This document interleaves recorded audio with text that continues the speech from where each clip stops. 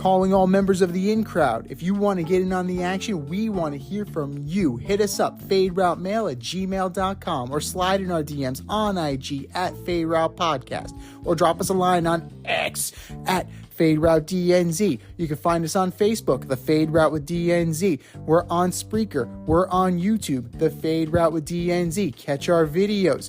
Like, subscribe, share, tell your friends, and spread the word.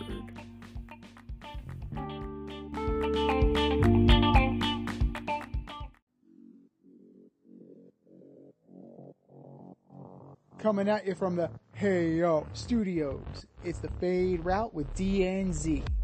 Here are your hosts, D and Z.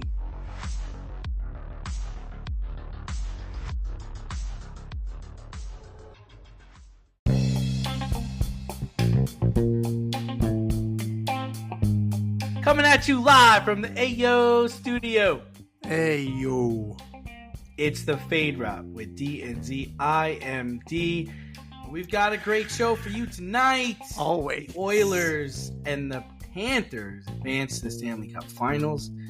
Blake Snell is headed to the IL. And Stan Van Gundy thinks the Mavericks have the best backcourt in NBA history. But we begin today's show with, I guess we have to talk about the Rangers. Florida Panthers won Game 5 in Madison Square Garden. And then they locked the Rangers down with a 2-1 victory in Game 6. We can talk all day how Fox had no goals, Mika was overpowered, and how Panarin just never showed up. But are we overlooking the fact that the Panthers were the better team and they wanted it more? Z. There's a reason why those guys never got out of the starting blocks. And it's because of the Florida Panthers. Barkov, man. Plain and Barkov. Well, no. Let's be real here. Barkov had 2 points in the entire series. 2. That's it. 2. I don't want to hear about Barkov. He was Bobby Holik. Like, that was his job, and he played it very well. His job, he went in to be a defensive stopper. He shut down Zibanejad. He shut down Kreider. He did what he was supposed to do. Like, he was the guy. He was the muscle. Kachuk was the muscle. Well, that's what I mean. He was the difference in the series. No, he wasn't the difference in the series. You don't think so? Nope. The two Sams, Reinhart and Bennett, combined for 6 goals. 6 goals. Well, they did all the scoring, but as far as like just suffocating and just being a nuisance and just being on top of everybody. You can't point to anybody on the Florida Panthers in particular because they all do it. Yeah. Verhaeghe's in, Reinhardt's in, Kachuk is in. Their fourth line actually plays. Yeah. The loss of Jimmy Vesey in Game 1 was a blow to the Rangers because now you're on your heels. Now you're playing Brodzinski in a winner go home game. Now Johnny Brodzinski was a non-factor, as was Matt Rempe. Yeah. You're rolling. You're dressing 12 forwards. You're rolling 10. That's it. Like, come on now. Now, up and down the Florida Panther roster, they have formidable players. The Rangers too had formidable players. Going into our preview for this series, it looked even, and it should have been even. Because if you think about this, get this. Which team do you think led the series in hits? No way. The Rangers? The Rangers. The New York Rangers led the series in hits. So, let's be real here. The physical play, it was flashier for the Panthers. It was more consistent from the Rangers. The Panthers lived in the Ranger zone, forced them to make those stupid, soft exit passes. What did we say at your birthday party on Saturday? Happy belated birthday again. What did we say? How do you beat that? You beat it with hard passes. And you don't pass through the middle. And lo and behold, what does Jacob fucking Trouba do that leads to the first goal and ultimately like kills the momentum that you had and put Florida out in front? fucking pass through the middle, turnover. I don't know where the hell he was going. He played the man who didn't have the puck. He played the man next to the man with the puck. Like, Jacob Trouba, for all the good that he does, right? The Trouba train, the physicality, the grit, the toughness, all that stuff. You said you were going to be knocking some teeth out. Was it your own? Like, that's my question. Because you didn't. You showed up soft in game 6. You showed up soft in a closeout game. But the Rangers had more hits. The Panthers lived. They set up shop. They set up camp in the Rangers' offensive zone. They could not get out.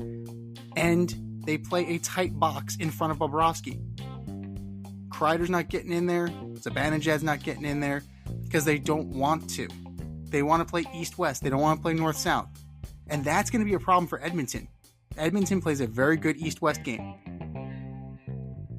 Panthers are going to eat that shit alive. They're going to eat it alive because we've seen it. The Rangers and the Oilers play a very similar game in that regard. The Panthers eat that shit for breakfast. And we've seen it. So they for breakfast. They're Shooter McGavin. Yes. But ultimately, where do the Rangers go from here is the question. You have buyout options. Do you trade some of these guys? A lot of them have no movement clauses. So you're kind of stuck with some of these guys. Now, do you buy out Trouba? I don't know if you go that far. I don't know if you go that far. I think you get another impact defenseman and you phase him down the pecking order. Jacob Trouba is still an effective defenseman. I don't know if he's a one pair. Like, Brady Shea is a free agent. Brett Pesce is a free agent. You can go get those guys, and they're number ones. Like, at this point, with the age and the tread on the tire for Jacob Trouba, I think he's better served as a 3-pair. Right? You get rid of Gustafsson. That's fine. I mean, I'm fine with that. You keep Trouba. You let Gustafsson go. His soft ass penalty should have been a 5-on-3. Ended up being a 5-on-4. Yes. Because you do send a message. I agree you send a message. The message had already been sent. Yeah. It was Antonio Pierce. Antonio Pierce was known for the late hit. You pounded on him while he was on the ground. You knocked him down. It should have been a wrap right there. Right. It was already done. The message was already sent. So that was, a bridge too far. I know that Barclay Goodrow is a topic of conversation. He showed up in these playoffs. I think he stays. You need an impact right winger. They're floating around Brady Tkachuk. Why would the Senators trade him? They're rebuilding. They have him and Chychrun. They have, good quality players in that regard. I don't see them moving a guy the caliber of Brady Tkachuk, but they do need guys that are gritty, that can score. But you need both. You need both. And that's what the Panthers exposed, is that the top echelon Ranger players, when push came to shove, when you gave them the lumber, they didn't want any of it. Yeah, I mean, the top power play line all season was Kreider, Zibanejad, Trocheck, Panarin, Adam Fox, and they were 1 for 15 against the Panthers, 2 for 25 on the power play their last 9 games. I mean, atrocious, but you have to credit the Panthers to that. Yeah, we do. Some notes I wrote down here. I mean, you say, where do we go from here? I think Shesterkin was the best player out there in a Ranger jersey during this series. He needs to be extended. He needs a new contract.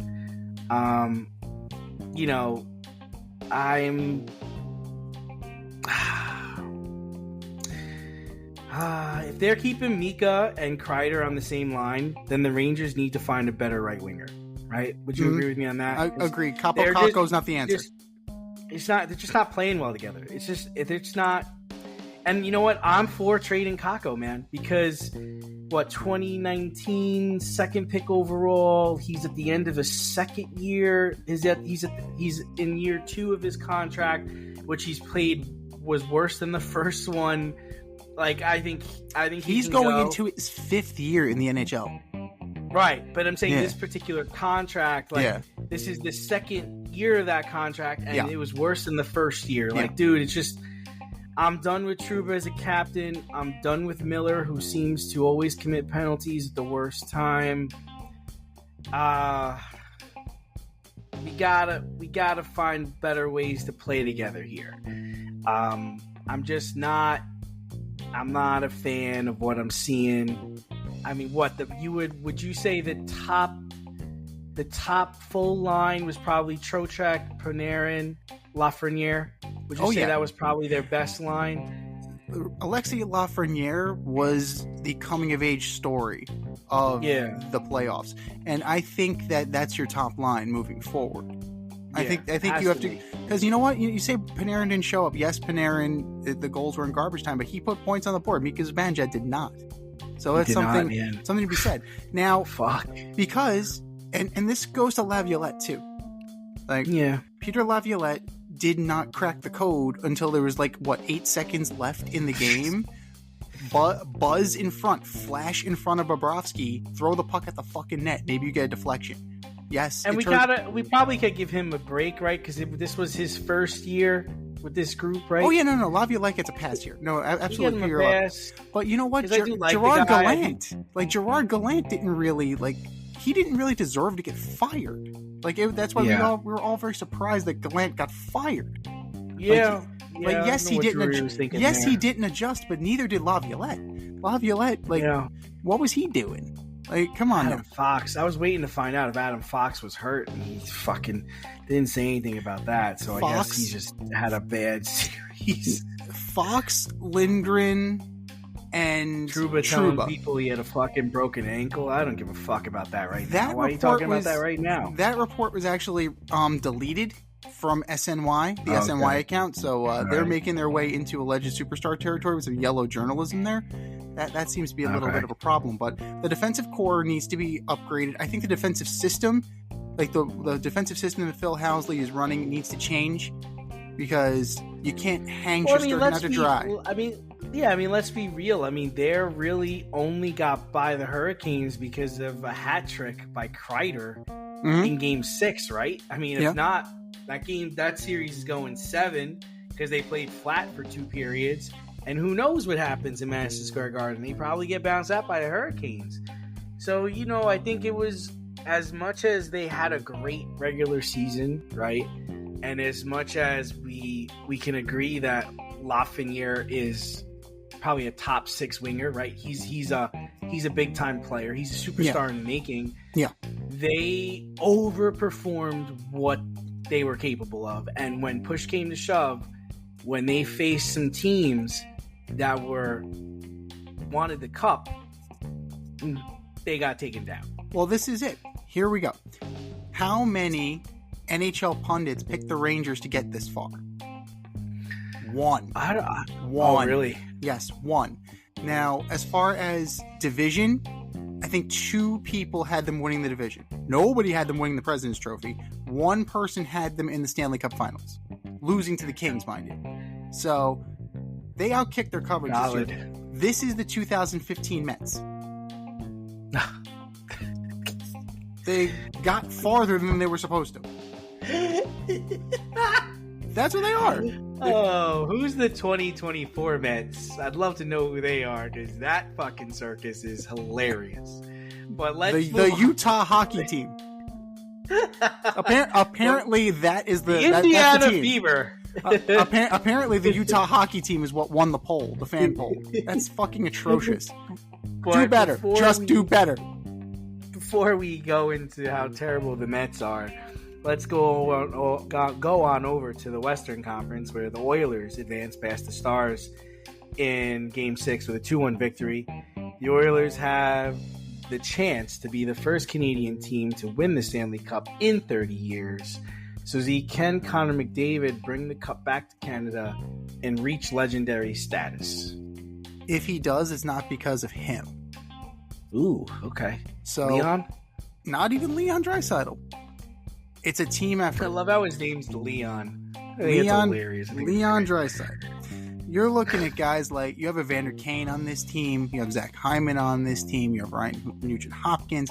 you have more than just McDavid and Draisaitl.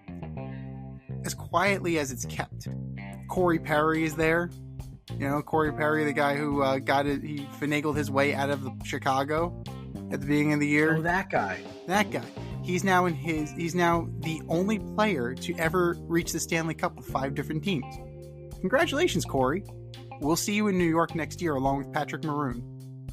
So that sounds like a plan. That's impressive. It is impressive. It is absolutely impressive. And he's a skilled player. He's still a very skilled player. It's up and down. They're going to have to spread the wealth, because the Panthers are going to try and do what they did to the Rangers. They're going to try and camp out in the offensive zone. They're going to play a tight box around the net. They're not going to let you anywhere near Bobrovsky. And if McDavid starts the shake and bake shit, you're going to get a shoulder from Barkov. You're going to get a shoulder from Tkachuk. They don't care about your reputation. They're going to light you the fuck up. But McDavid's a big dude. I mean, he's a big dude. McDavid is a big dude, but so are they. They. This is what we want. This is the immovable force and the unstoppable force and the immovable object, right? We want to see two guys. We want to see that collision.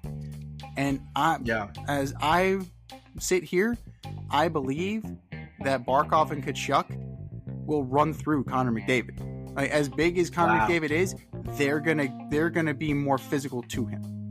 Now the question is, do the refs protect the best player in the league?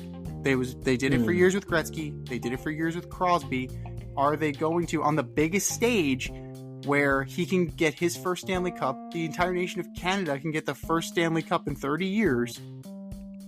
Are they gonna call it square?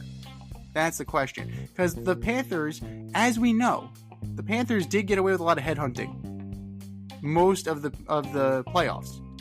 They play to the edge. They play with a chip on their shoulder. They play through the whistle, and sometimes their hits are a little aggressive. They're well coached. They're well coached. They're well coached. Oh, they're well coached. They play on the edge. They absolutely play on the edge. Some of those calls, you know, it could have been called boarding, could have been called elbowing, could have been called, you know, wasn't. Are they going to do it for McDavid, though, is the question. I think they will. I think the Panthers are going to have to adjust in Game 1. They'll try and set the tone, but I think that they're going to be living in the penalty box, and they're going to have to realize they can't play that way. They're going to have to play clean, square, in the strike zone, and just keep doing what they're doing. To me, Skinner versus Bobrovsky isn't even a conversation. Officer Bob is better, right? Okay. So, who is going to be the guy, right? Who is going to be the guy deeper down on the Oilers roster that's going to deliver? Because Paul Maurice, his system, he shuts down top guys. That's what they do. And we've seen the depth players of the Panthers deliver in prime time. We saw Verhaeghe. We saw Reinhart. We saw Bennett. We saw fucking Vladimir Tarasenko. Vladimir Tarasenko, ex-Ranger Vladimir Tarasenko, deliver the kill shot. We know he was butthurt because Patrick Kane was brought in. We know this. So I'm sure that felt a little sweet for him to deliver the dagger. I'm sure it did. I gotta say that it's gonna be a tightly contested series. The Panthers will try and shut down the East-West game. McDavid and Draisaitl need to play North-South. They need to, you know, the depth players need to show up. It's hard to deny the Panthers, though. It's really hard to deny the Panthers at this point. Yeah, I mean, for me, I'm kind of stuck on this idea that the Panthers are the better team, but the Oilers have two really good scorers and two really good players in Draisaitl and McDavid. So I think it really just comes down to who wants it more: the two of the best players in the league, or the Florida Panthers as a team. You know, we don't want to forget how the Panthers knocked out the Bruins last year. They were an 8 seed.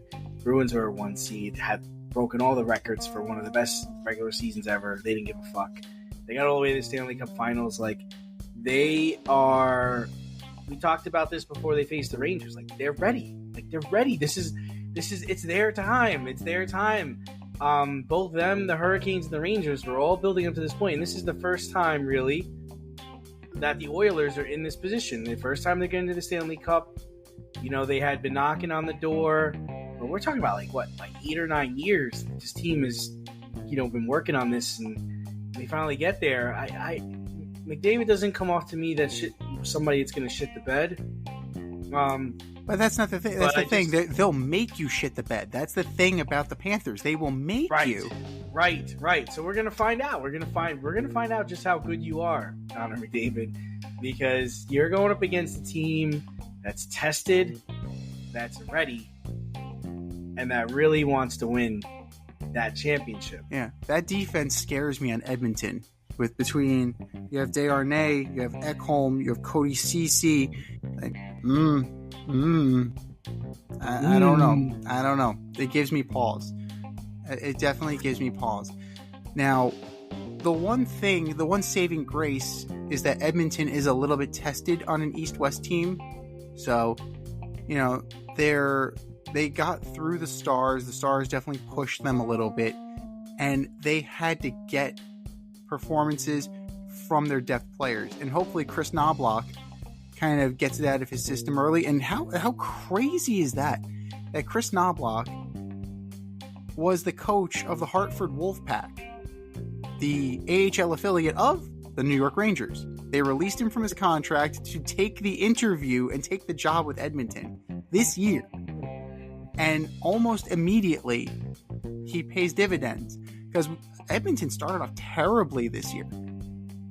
Edmonton was not faring well at all. And that coaching change and that breath of fresh air that Chris Knoblauch brought in, it definitely sparked the team. Well, the moment to be too big for him. Paul Maurice has been here before. Paul Maurice has been this far before. Chris Knoblauch maybe in the AHL. I mean, it's kind of crazy. Your first year as a head coach, and not even a full year, you're in the Stanley Cup fucking Finals. That's crazy. That's absolutely batshit. Now, does the moment get too big for him? Does he tighten up? I don't know. We'll see. But they're going to have to do something extraordinary to beat this Panthers team. And, I think it's doable.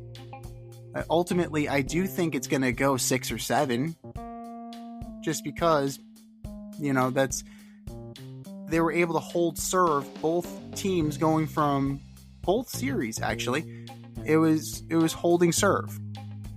And then they delivered the knockout blow. So both teams have demonstrated they can win on the road. And it's going to be an evenly matched series. And ultimately, I have the Panthers edging them. And 6 or 7 games. And Matthew Tkachuk is going to be your Stanley Cup MVP. Right there. Wow. You're going out there, huh? Yeah. I think he delivers the goods. I think he wants a little retribution. And the Panthers in general want a little retribution. They were in the finals last year. 2 years ago, they had the President's Trophy. As quietly as it's kept. We talk shit about them, right? Because they dropped the interim from Andrew Brunette. They actually released him from that interim tag, and they didn't hire him. They went in a different direction. They went in the direction of Paul Maurice. And as it turns out, it is benefiting them. But you're absolutely right. The Panthers have been knocking on the door for a long time now. And they've changed their team over. They were the East-West prissy, kind of skill team. Now they're a juggernaut. Like, they'll punch you in the face. You punch them, they spit out the blood. They keep coming. That's what they do. Yeah. So that's an organization that I think that teams need to kind of replicate and emulate at this point in time. Step outside of your safe area and make a statement without saying much with FCK Clout Lifestyle Apparel. Embrace the colorful chaos and stay emotionally regulated in their hoodies, snapbacks, graphic tees, accessories, and more. Season 3 merch is up now. Get it while you can. Go to fckclout.com and get all of your needs from men and women. That's fckclout.com.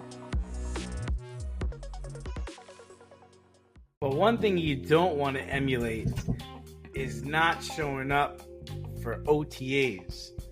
Lamar Jackson is in the second year of a 5-year contract worth $260 million, but he was not regularly attending OTAs, which cost him over $750,000 in fines. Coach Harbaugh downplayed the absence by saying the workouts are voluntary, can't really say anything about it. Is Lamar Jackson's absence at OTAs an issue? He got his money. I don't think it's that big of a deal. Now, whoa, okay. If he's trying to parlay this into a new contract, like that's a little bit ridiculous. But at the end of the day, like, we've seen guys skip OTAs. They are optional. And and for a guy like Lamar Jackson, who does get injured frequently, I'm not saying he's injury prone, but he definitely has his fair share of bumps and bruises. If he wants to minimize his bump card, I think that would probably be beneficial to him. You know, the last thing you want is, you know, these little nagging injuries building up now when things aren't really happening. You know, what happens in camp, okay, like things happen in camp. But you don't want to take it, you don't want to start this early having to deal with that stuff. So he has enough chemistry with his receivers already. He's not installing a new offense. That was last year. I think that the Ravens will be fine, and you know they can see him at training camp, and I think they'll be fine. Just you can see what else you have up and down the roster, and maybe you have some players already opening eyes, you know, and you know you can really start to think about maybe the backup position, which is fine because this team, let's be real here, it's pretty much ticketed for the playoffs unless something catastrophic happens.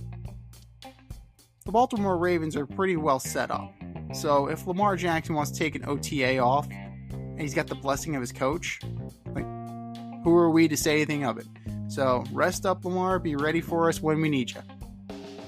I love the arrogance of the Giant fans saying, well, the Ravens got this locked up. Like they're certainly headed to the playoffs. Just you can just write their names in pen in there.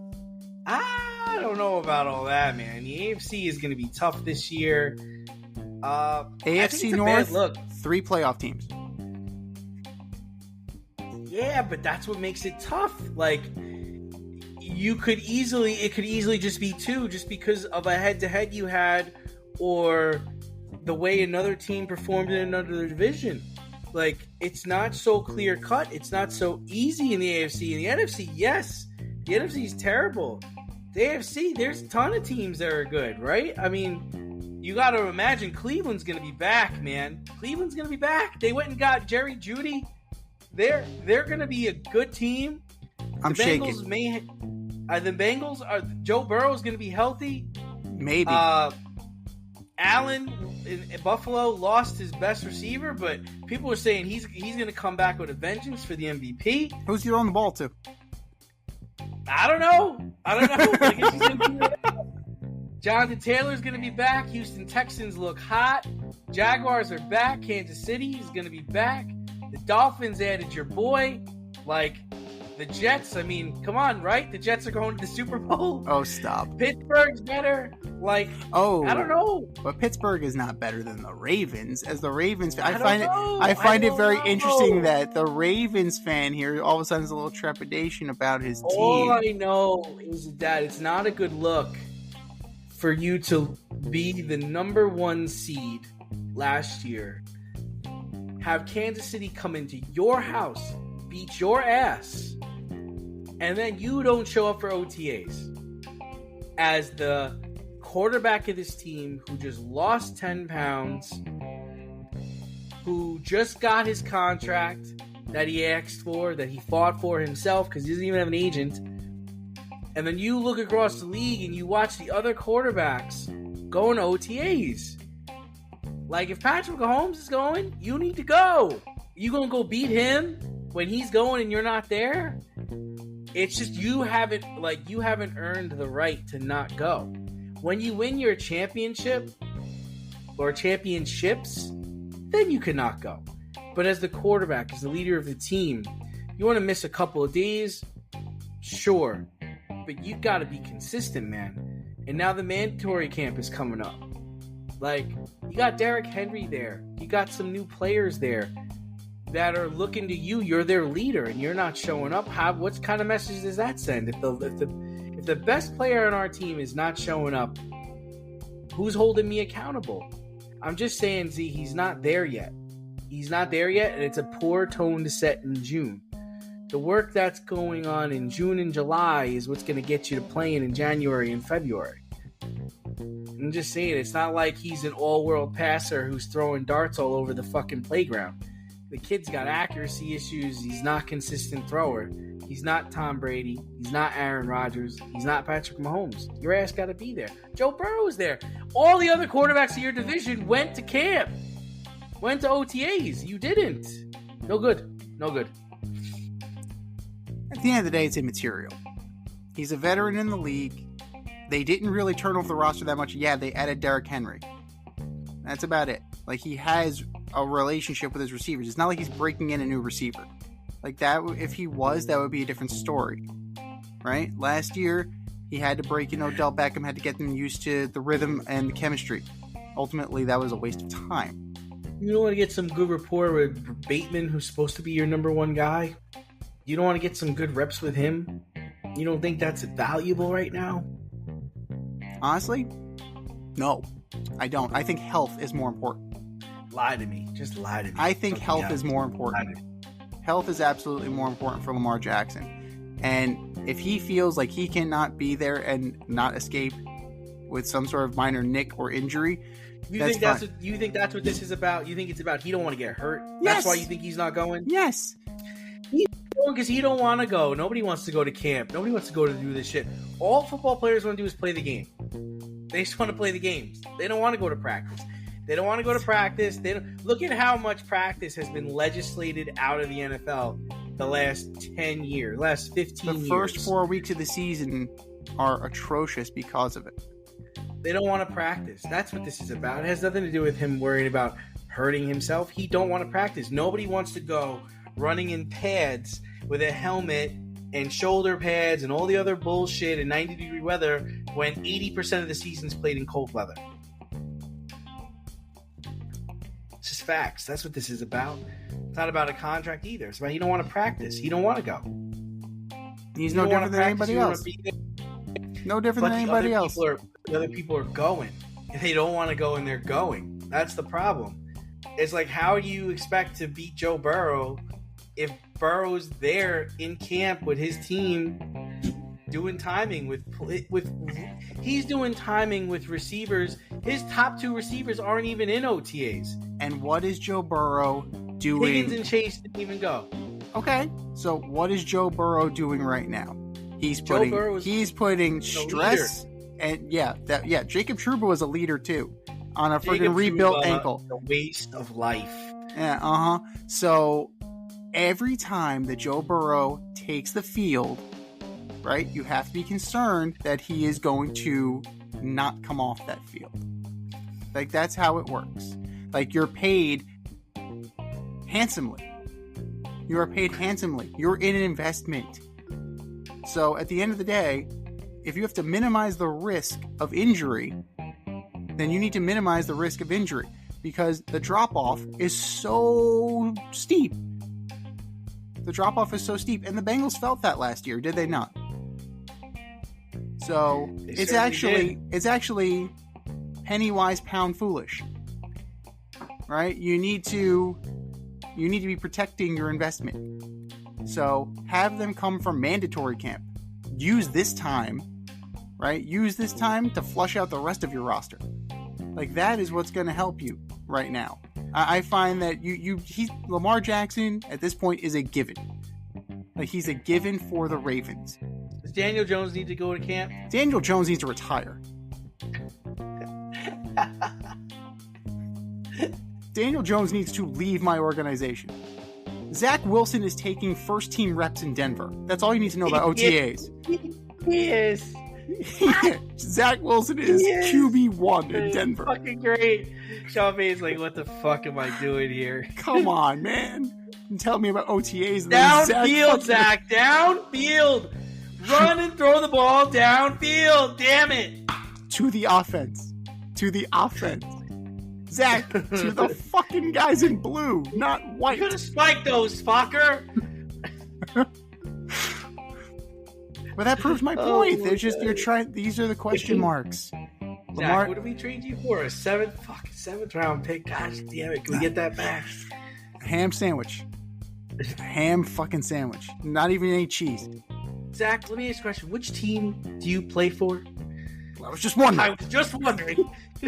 Why you? I couldn't figure out why you would throw the 15-yard out when we've got a 7-point lead. He threw an interception, and now they're in scoring position.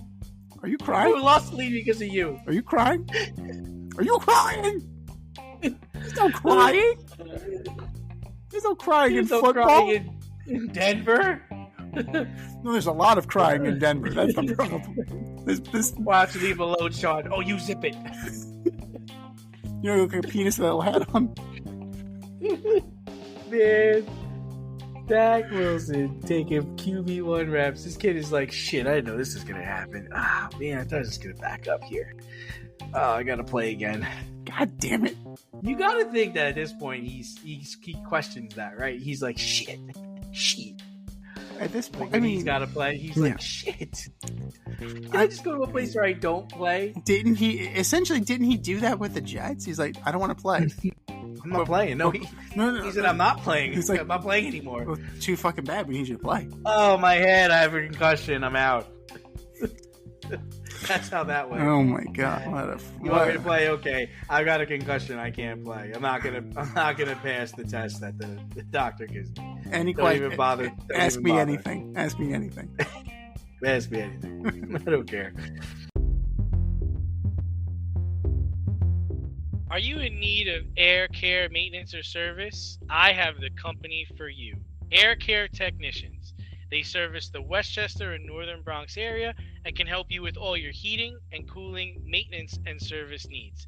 Just give them a call at 914-315-1547. Again, that's 914-315-1547. Or shoot them an email at aircaretechnicians@gmail.com. These guys are the real deal as they are veteran-owned, licensed, and insured.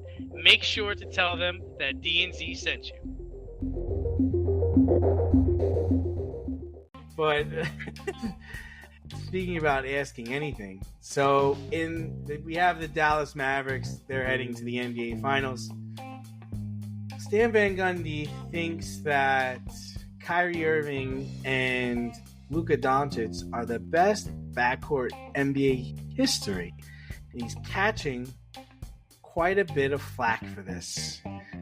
Is Stan overreacting, or is he onto something? Well, he's a little bit of a prisoner of the moment, right? Luka and Kyrie are a fantastic backcourt. They're proving as much. But you have to give them more time before you start talking about all time. Last year we were talking about how this was a colossal failure. Right. And they were only a fifth seed this year. Yeah, can we let it breathe a little bit? Can we fucking let shit breathe just a little bit? Isaiah Thomas, Joe Dumars, you ever heard of them? No? Stephen Clay, you ever heard of them? Stephen Clay for me, yeah. Yeah, like, come on now. Yeah. Come on. Got 4 titles, 6 finals. That's, Stephen Clay is... It's up there. Yeah. I mean, what else we got? Michael Jordan pick a point guard. Ron Harper. Ron Harper. Yeah. Ron Harper. He was pretty good. Yeah. People downplay the Kobe Bryant Nash combo. That's pretty good. It was okay. Walt Frazier, Earl Monroe. Yes. I mean, I think one of the most underrated ever is Parker and Ginobili, right? Tony and Manu. Yeah. At least 4 titles. I think they got there. So Bob Cousy, Sam Jones. You have options. You have options. Some more recent than others. Listen, we talked about. I could say it's probably the best backcourt in the NBA right now. Maybe best scoring. That's a fair assessment. That's absolutely fair. Right now, I mean, I could argue that Kyrie is probably the best ball handler in the league, and he's probably the best finisher below the rim, laying the ball up. He goes to the basket. I've seen 3 guys trying to block him that are taller than him, and he somehow gets it up and in. So, and then Luka is shooting from the logo, shooting from everywhere. He's a big dude. He's quite the shooter. Hmm? But I think I'm with you, and it needs to give a little time.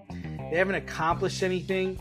And let's not forget, we were all trashing this trade, right? Exactly. We were all dogging it. And then we were also saying how Kyrie is toxic. It just shows you how winning can sometimes skew everything. Let's not forget what he did in Brooklyn, what he did in Boston, what he did in Cleveland, what he might do if this doesn't work out.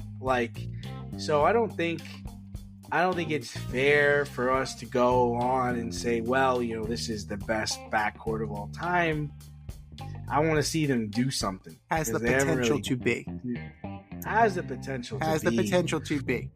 I agree with you in that sentiment. But, we didn't even mention Magic. Magic played point guard. As we know. So, Magic and anybody. Take your pick. So... Yeah. It's completely prisoner of the moment. The same way they could have put Mike Conley and Anthony Edwards. That's a great question. If we were to inject Stan Van Gundy with truth serum and the Minnesota Timberwolves were in the finals, would he make the same statement about Anthony Edwards and Mike Conley? Chances are probably not. No. Chances are probably not. It's very prisoner of the moment. And that's a little surprising for a guy who knows as much as Stan Van Gundy does. That seems like a little bit of engagement farming. I think it would have just been better if you just said this year, we could just talk in the moment. It doesn't have to be all the time. I'm sure it's very impressive to watch live. They're 2 very talented players. Yeah. And I think even we questioned on this show how it would work, because both of them require the ball to be effective, and it didn't for a while, right? It took some time for them to build chemistry, but I'm not even sure what their chemistry is. I'm still not sure if they're the best teammates or the best duo together.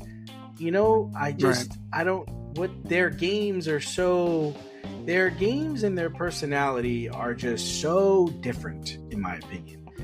One's a shooter, the other is a kind of go to the basket. One guy's got incredible handle, other guy's got decent handle, and they don't seem like they hang out in the same place. Kyrie's very out there, Luka's very young, very immature. It's just, I don't know. Young and immature, but dynamic. You know what? Luka's been playing basketball on the highest level for years now, going back to Real Madrid. So he is. I was watching some clips where he was playing against Russell Westbrook and giving Russell Westbrook a hard time when he was 17. Yeah, he still had the baby fat and everything. It was crazy. Yeah. So back then he ran up and down the floor. He was running. Right. Back before Luka became Luka and doesn't have to do these things anymore. Still the t-shirt though. But I think they very much overwhelm you. When you look at their stat line, they're outscoring by themselves. They're outscoring their opposition. Yeah. Now, let's is that sustainable? Let's spin this forward. Let's talk about it because they're facing the Celtics. Are they going to be able to do that against Tatum, Brown, maybe Porzingis? Like, I don't think so. Maybe Porzingis. Do the Celtics need Porzingis to beat Dallas? Fuck no. I don't think so either. I don't know why everybody says they do. I don't think they do. All the Boston Celtics really need to do is either need to shut down Luka or shut down Kyrie. And I think Kyrie's going to be catching a lot of heat in Boston. No, I mean, if you're coaching the Celtics, what's your defensive game plan for facing Dallas? Are you trying to shut down Luka or are you trying to shut down Kyrie? I don't think you're worried about anybody else, right? No, absolutely not. Because who's it going to be? PJ Washington, Derek Lively, we'll live with that, right? Tim Hardaway Jr. They're going to dress Tim Hardaway Jr. Right, he doesn't even dress. He doesn't even dress. So yeah, because if PJ Washington gets 40, we deserve to lose. Let's see if that happens. Exactly. And are they going to? I mean, they're not going to employ the same strategy because I mean, who's your big for the Celtics? Al Horford. You're not going to employ the same strategy that you employed against the T-Wolves, where you had Karl Anthony Towns and Rudy Gobert. So it's going to be a game of adjustments, and who's going to adjust better? Second row Joe or Jason Kidd? Like, I don't know. Jason Kidd's not a bad coach. Jason Kidd's a pretty decent coach, and so is second row Joe. Like second row Joe. Like he's starting to prove himself a little bit. It's all about relationships. I'm not a coach. I just like helping people play basketball. Oh, he's the X. It's not the X's and O's. It's the Jimmies and the Joes. I've heard that one before. Just helping out, man. Just helping people be the best they could be. That's what he says. It sounds like the guy that Kyrie should have had in Brooklyn. If they had second row Joe in Brooklyn, that experiment might have worked. Yeah, I mean, I'm putting Tatum on Luka, and then I'm putting what's his name? Brown? No. Who? Derek White? No, the point guard. Who's the point guard they Drew traded Holiday? For? Putting Drew Holiday on Kyrie. What's he gonna get? He's not going to score more than 20 points. See, I would put Drew Holiday on Luka because I would dare the other guys to beat me. Like, Kyrie can facilitate to other people, and I got to let these scrubbinos try and make the shots. The problem with that is Luka's a pretty thick dude, and he knows how to use his body, and I don't want Drew to get into foul trouble. And, you know, I want Luka to work extra hard for every basket, and I feel like he'll have to work harder if Tatum's on him or Brown is on him, just because they're taller and they're more athletic. Would you double Luka at that point? Have Holiday on Kyrie and then double? No, I'm not doubling anybody. No, I'm not a believer in the double team. I don't double wing players. I double people down low, but not wing players. Yeah. I would live with whatever that outcome is, because all I have to do is keep one of them around 20 points. That's all I have to do, because if the other one goes off for 30, we're still fine. We're still going to win the game. Right. I can't have both of them have over 30 points.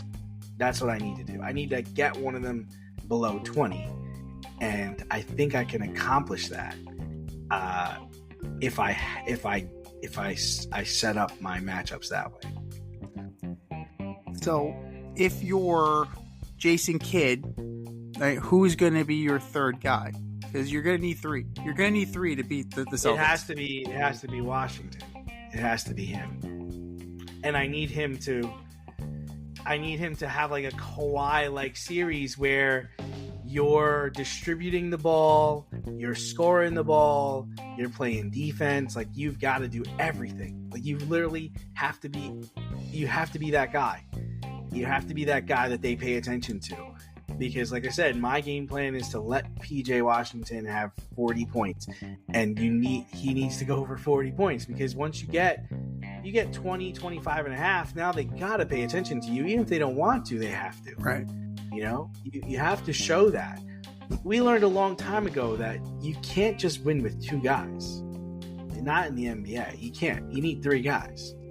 So, you know, even those Lakers teams, yeah, they had Shaq and Kobe, but they had Big Shot Bob, they had Lamar Odom, they had other players that were contributing. And then eventually Pau Gasol came in, and then you had Gasol, your favorite, Pau Gasol. You want to, and you could talk about even with the Jordan teams, like, yeah, they had Scottie Pippen, but they also had like Ron Harper, Horace Grant, like Steve Kerr. They had other guys Dennis Rodman, like they had other guys, like, you know, so you need that third guy. Kukoc was huge. Kukoc was huge. Like we're talking about, go ahead. Yeah, like the stories about him are friggin' legendary. He would go get pissed drunk at lunch and then just drain threes during the game. But he would also eat immensely. He'd eat a lot of chicken. He'd eat a lot of chicken, a lot of wine. So that's that European diet. So we'll see if Luka has any of that in him.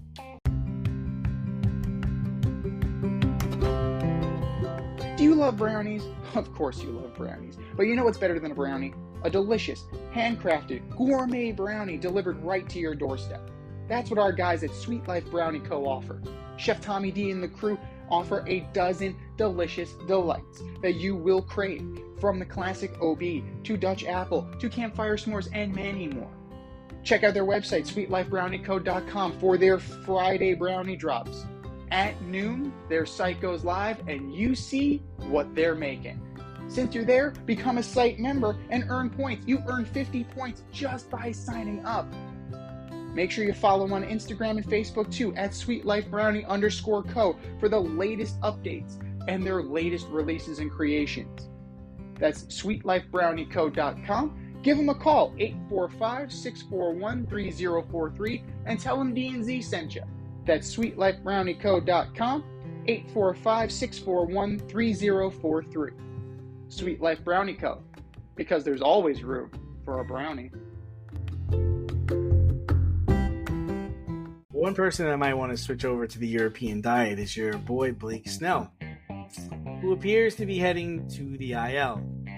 He left his outing against the Yankees after the fifth inning with tightness in his groin. You know how you feel. Snell does not have any wins and has not pitched more than 5 innings this year. Is Snell going to make a comeback this year, or is this the kind of year he is going to have? 0-3 with a 9.51 ERA. So you're saying there's a chance? I'm saying spring training matters. Like, he is the poster child for spring training mattering. So, good job, Blake. How much did you want again? 230 million, something like that? Like, that's something ridiculous. You held out, and then you cut off the nose to spite your face. That being said, could he round into better form? Sure. Absolutely. Can he get that ERA down somewhere near 5? Because at this point, forget 2. Forget 3. Can he get it down to 5? Can he get it down to 5? When he gets back, sure. Absolutely. 5 is within the realm of possibilities. Absolutely. But this needs to be a lesson. This offseason needs to be a lesson for players. JD Martinez signed a week before the season started. Jordan Montgomery signed on opening day. JD Martinez is okay. Jordan Montgomery is okay. They will get better as the year goes on. But Blake Snell is not okay. So it's important to note that the work matters for spring training. Especially when you're going to a new team. And we were concerned about Blake Snell anyway. Last year, much like Cody Bellinger, was a bounce back year from some mediocre seasons. What was he going to bring? This might be one that you kind of throw away. 0-3, 951. Now, he's playing in San Francisco. San Francisco is kind of hanging around. Like, you know, there'll be some expectations there. Maybe they'll sneak in with a wild card. Maybe they'll be able to do that. But this is one of those seasons you'd like to forget, and the way things are going, it's completely forgettable. So next year, you're going to have to rebuild your value yet again and reprove that you are the guy that they paid rather than this guy, the one who didn't face major league hitters until well within April when they were ready and you were not even close to ready. Yeah, I don't really know how it's going to go. I think this is a really bad look for him. It's a really bad look for all those Boris guys, right? I don't think he turns it around. I don't think he might get it back down to around 5, but he's not that guy. He's never been that guy that pitches long, right? He doesn't go deep. And so for him to get things around, he's going to have to pitch a lot of innings. I could see this stint on the IL lasting until July, maybe even past the All-Star break. And you know, if you're him, this isn't what you wanted. But like you said, this is what happens when you don't get into camp. Or spring training, you pushed really hard to get the money that you wanted, and now look at you. Now look at where you are. This is going to be a wasted year. You're going to come back and sign for some garbage like Chris Sale did, you know, with the Braves, who's playing very well, thank God. But this is where we're heading for him. He's gonna be a Brave next year. Oh Jesus. Yeah, let's hope not. But yeah, that's the difference I think between like OTAs. There is no OTA for spring training, right? There is no OTA for baseball. Like that's not how this organization works. So it's not how this shit works. No, it's a different sport entirely. So it's up to you to keep yourself close to shape, right? That's up to, it's your prerogative. And it's a big gamble when you're a pitcher, right? Yeah. It's a big gamble because your mechanics are everything. You can't get your mechanics together. Right.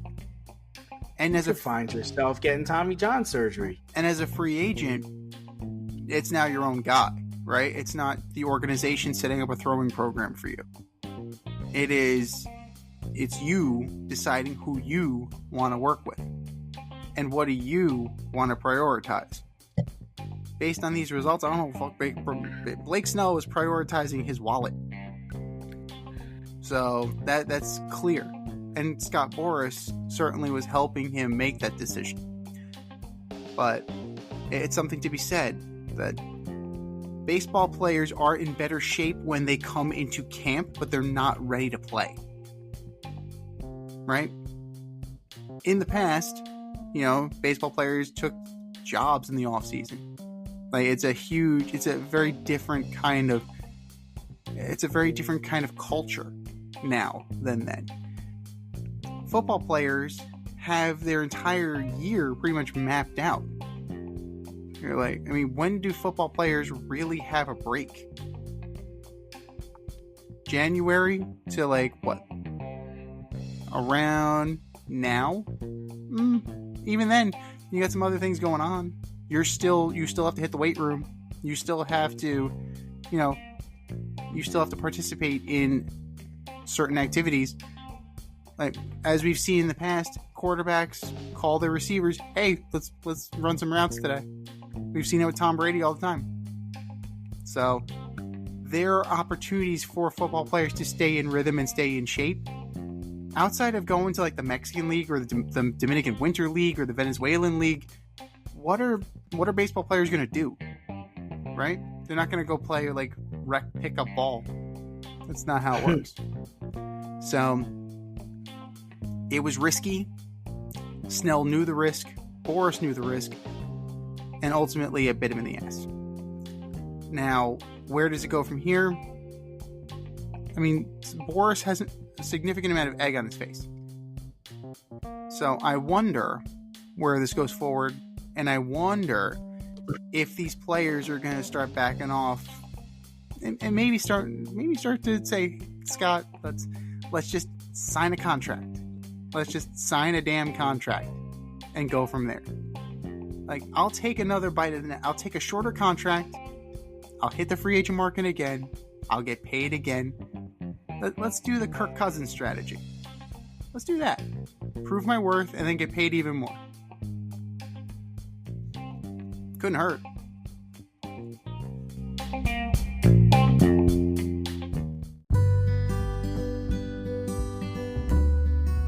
Avoid messy accidents. Get better stopping power with your brake pads. Callahan brake pads. You never know when you'll be driving in the road and there will be a truck tire that you need to avoid and save your family. Callahan Auto. We really care about what's under your hood.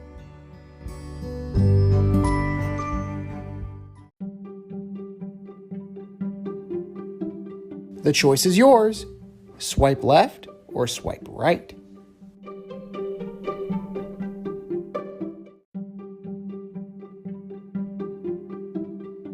All right, boys and girls, particularly my online dating fans, we have a statement and we either swipe left or we swipe right.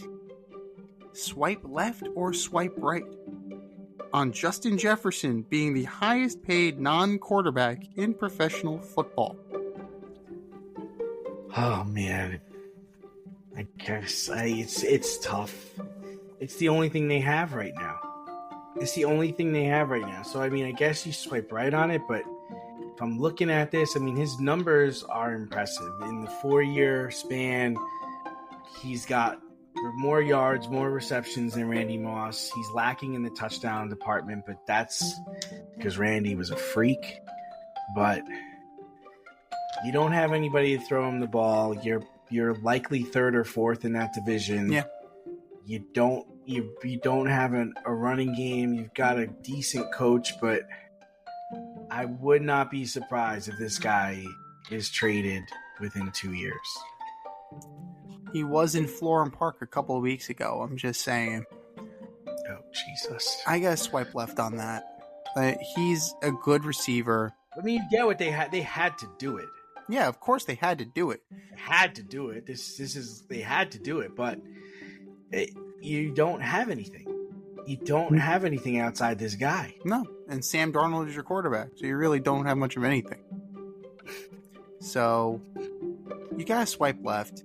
It's a product of the situation, but at the same time, you're resetting the market, right? Somebody else is going to come along who is going to want more money. Chase, right. Higgins, like who's going to get more, right? Who, Nico Collins maybe eventually. Who knows if he keeps playing well?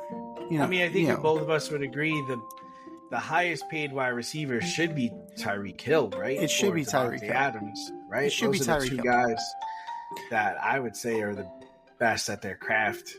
Yeah. Jefferson missed a lot of time. A few years ago, I would have argued DeAndre Hopkins would be in that conversation. Not so much anymore. Look where he is now. It's like... Yeah, not so much anymore. I would have banked on him. Lamb. CeeDee Lamb. CeeDee Lamb is probably the next guy to get paid, right? Yeah.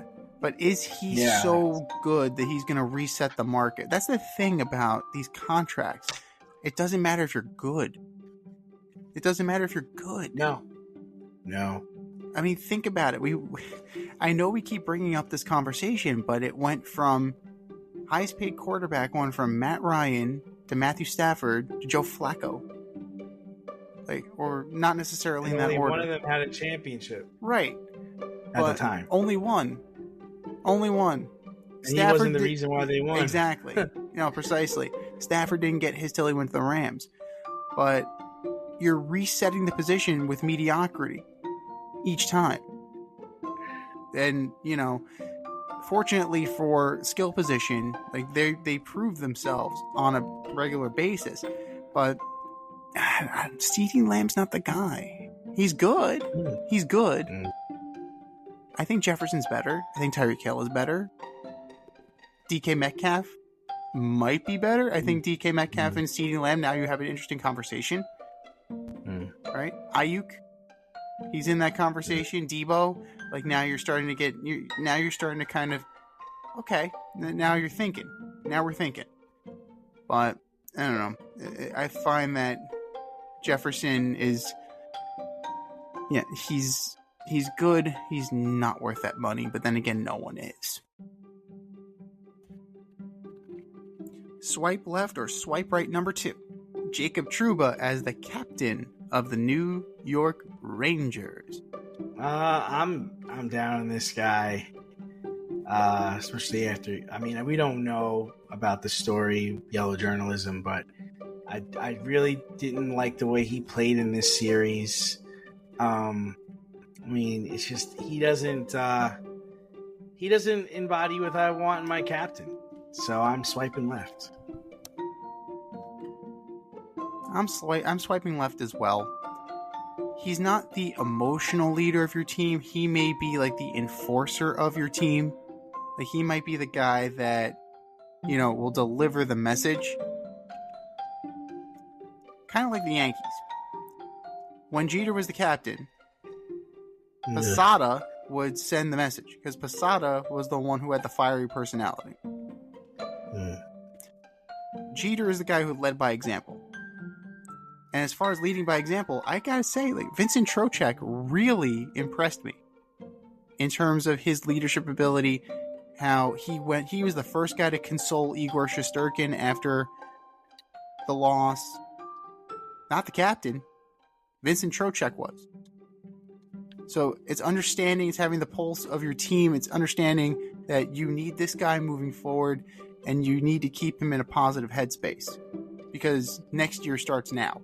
Work for next year. The mental game of it starts now. So I like what I saw from Trocheck. Trouba talks a big game. He talked a big game about leaving some teeth on the ice. Nothing there.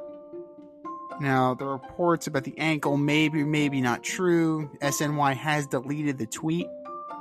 So, I'm starting to lean on the side of it not being true, and SNY has not had a great week. So, overall, I gotta say, like, swipe left on Trouba. It should have been, I was in the Zibanejad for captain boat. I was in that camp. Ew.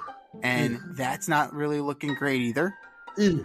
Yeah. Ew. So before Trouba got it, I was very much in the Mika for captain, but I really like the leadership and the willingness to take accountability and being in front of the media that Vincent Trocheck showed. So if they were to buy out Trouba and they were looking for a new captain, I would go Trocheck or and a stretch Kreider. Kreider maybe, but Trocheck definitely in terms of being able to rally troops and lead men. Trocheck really showed me something there.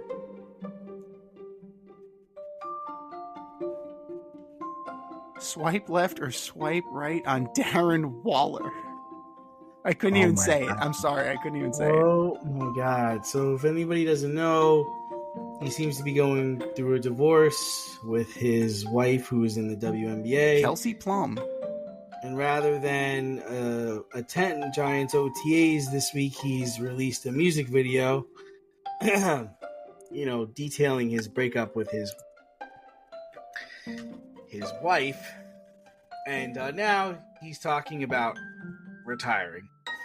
And this guy, I believe, was traded from the Raiders to the Giants. And I'm just swiping left on this one. So the team went from Oakland to Vegas, right? You figure this would be a good thing. He gets to be with his wife because she plays for the Aces. Champion. Right? Kelsey Plum is a champion. Yes, absolutely. Champion. So Darren Waller was on the Raiders. He went to Las Vegas as part of the move. They're like, this is great. I'm going to spend a lot of time with my wife. lo and behold, that didn't even last a year. You got traded to the Giants, and now you're divorced. So, crazy how things go. But this seems very like, oh my god, the rapping. It's just terrible. I'm not the biggest fan of rap. I mean, I did listen to Houdini that just, M just dropped Houdini this weekend, and it's good. It's like all of his other, like, Slim Shady songs. It's got a beat and you can dance to it, apparently. Steve Miller Band. It's a sample from Steve Miller Band. But it's just, it's auto-tuned, and it's like, you expect him to start crying. You really just, like, he's going through some stuff right now, and I don't know if he should be airing it in public. Like, it's uncomfortable, for the lack of a better term. It is extremely uncomfortable, and, if this is helping him get through his divorce, good for you. I don't necessarily know if you should be doing this for public consumption. I don't know if you should be airing this dirty laundry, or I don't know if you should be airing your, private feelings. But, that's up to you as an individual. But, I mean, from quality standpoint, it's kind of And if he's going to retire, he didn't do much for the Giants last year. If we're going to talk, as in football terms, Darren Waller was not a major factor. He was not the guy that the Giants thought he was going to be. So if he's not going to be the guy that the Giants thought he was going to be, then you might as well just ride off into the sunset, man. And if you're going to pursue rap as a career, then by all means do so. Just make that decision quickly, please, because the Giants need to know whether or not they can count on you. And if not, then Daniel Bellinger can move in and get the first team reps at tight end. But it's just it's fascinating in all the wrong reasons. Swipe left.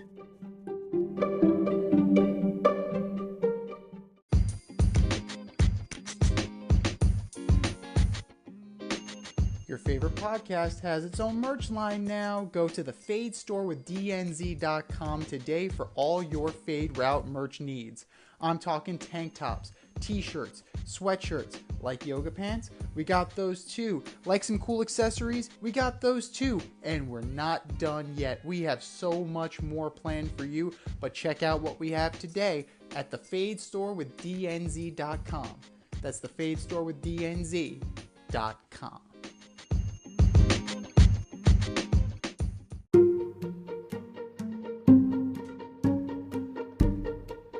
The Fade Store presents the Alleged Superstar of the Week Award.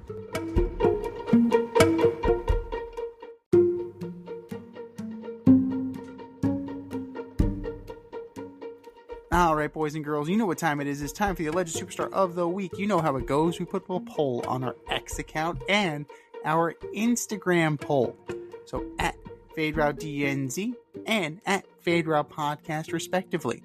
And you vote, and you vote, and you vote. And the winner of said vote gets a shout out on this here show and takes home the coveted ass trophy. And do you know who took home the coveted ass trophy last week, D? I don't. Rob Manfred. My man. Just plopping those new statistics in out of nowhere, no warning. Boom. We have a new batting average leader. Like, all time. It's just like, here, you didn't say you want it? Too bad. You got it. Right here you go. Have a nice day. Oh, Rob. That was last week. This is this week. Who are your nominees for Alleged Superstar of the Week, D? I mean, he can be easily added again for MLB closing their investigation on Shohei Ohtani. But I'm just going to start there. My whole thing is Major League Baseball. I want to put Rob Manfred, anybody's name on it. you want to put writers, anybody you want to put it, they're officially closing their investigation on the Ohtani and interpreter gambling scandal. And just blatantly, guys, shame on everyone. Everyone. And if anybody would be surprised that if 10, 15, 20 years from now, we get the real truth about this, don't be surprised. Don't be surprised. Major League Baseball, you are my alleged superstar of the week. Number 2, LeBron James said he is mad about no longer playing with Kyrie Irving. Just stop. Just stop. Stop. There are multiple times you could have played with him and you decided not to. That's just nonsense. I don't want to hear it. Garbage. LeBron James, you are my alleged superstar of the week. And last but not least, Lamar Jackson not showing up to voluntary OTAs. Bad look for a star quarterback making the money he's making with nothing to show for it. Lamar Jackson, you are my alleged superstar of the week. What do you got, Z? All great choices. We got to start with the Rangers, though. President's Trophy curse is real. The President's Trophy curse is real. So maybe next year, pump the brakes on all those wins. Get a better draw. Went out 4-2 to the Florida Panthers, who proved to be the better team. A lot of questions, not a lot of answers right now. Ranger fans are angry, irrational even. Some are ready and hopeful for next year. But bottom line is this. You had the opportunity in your building to take the lead. It was a pivotal Game 5, and you couldn't seal the deal. That's on you. Your power play didn't show up.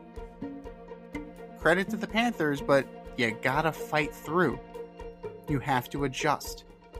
That's a failure on coaching. That's a failure on talent. You have to be able to make something out of nothing. The Panthers seem to do that a lot. The Panthers seem to make chicken salad out of a lot of chicken shit. The Carter Verhaeghe thing was just a fluke bounce off of Ryan Lindgren, and then it's in the back of the net. Puck luck is real. The President's Trophy curse is real. New York Rangers, you are my alleged superstar of the week. Number 2, Takupita Marcano. Who? That guy. Who? It's not some Middle Eastern Mexican fusion restaurant. He is a former player for the Pittsburgh Pirates who was banned from baseball for life for gambling on baseball. While he was on the IL, he bet on the Pirates, and then he proceeded to lose all of his bets. Which is worse? 4% of his bets. Which is worse, getting banned from baseball for life, or losing all of your bets that led you to get banned from baseball for life? It's like, dude, you were a shitty baseball player. Now you're a shitty gambler too. Like, now what are you going to do with yourself? I don't know what to say about that. I mean, they couldn't do it to Ohtani, so I guess they had to make an example of Takupita Marcano. It's just fun to say. Takupita Marcano. You are my alleged superstar of the week. And then last but not least, the media. In particular. Gotta get a Marcano jersey. Oh, before they're gone. Before they might be gone already. Maybe you can get them on clearance. We'll see. The media. Particularly SNY. For the Jorge Lopez incident. After Lopez got tossed, went nuts, threw his glove into the stands. That was bad enough. Like, that was bad enough. After the game, Steve Gelbs goes to Lopez, who is not a native speaker of English. Spanish is his first language. No interpreters provided for the Mets. So, okay. Is what it is. And then the questioning, the line of questioning is what led to Lopez saying, now, it depends on who you ask. Lopez says he's the worst fucking teammate in the league, which he's not anymore because he got DFA'd.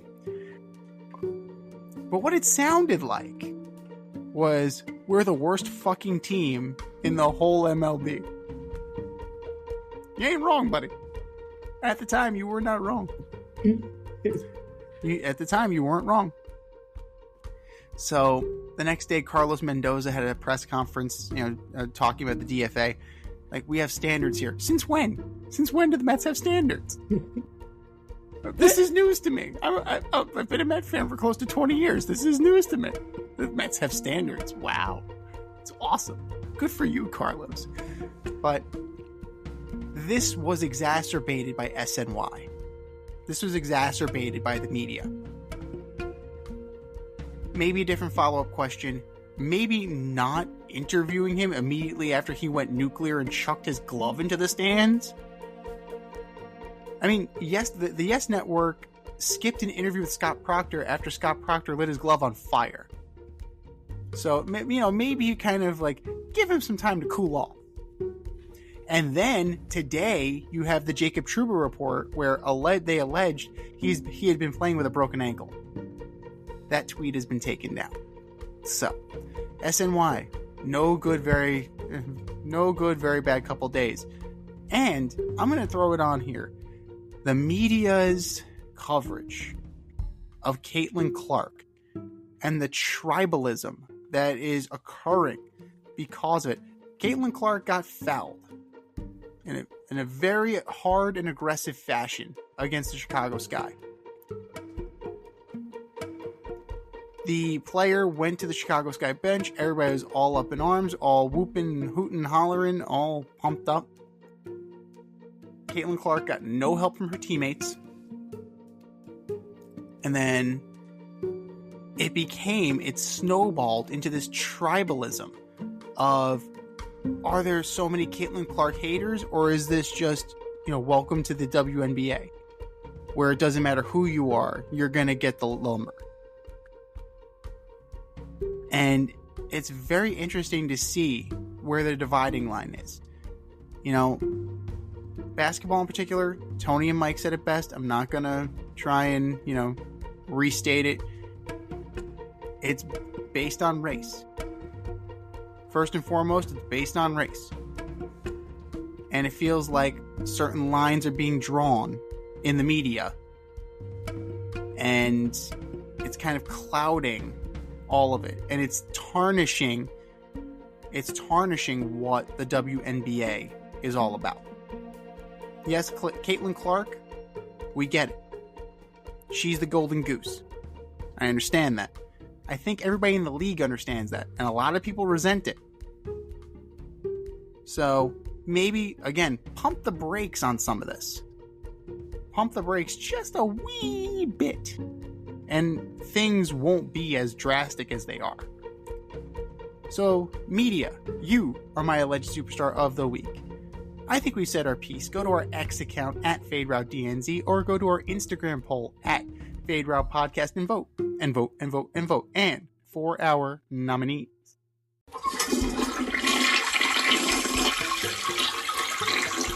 Just do better, boys. Just do better.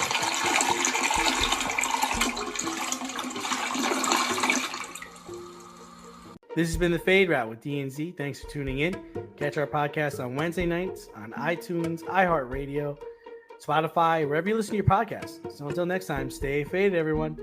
Time for us to run the go route. We'll talk to you next week. Thanks for listening to this episode of our podcast. If you like what you heard and want to hear more, be sure to like and subscribe on your favorite podcast platform. Rate us 5 stars, leave us a review, turn on subscription notifications, and tell your friends. Spread the word, spread it wide.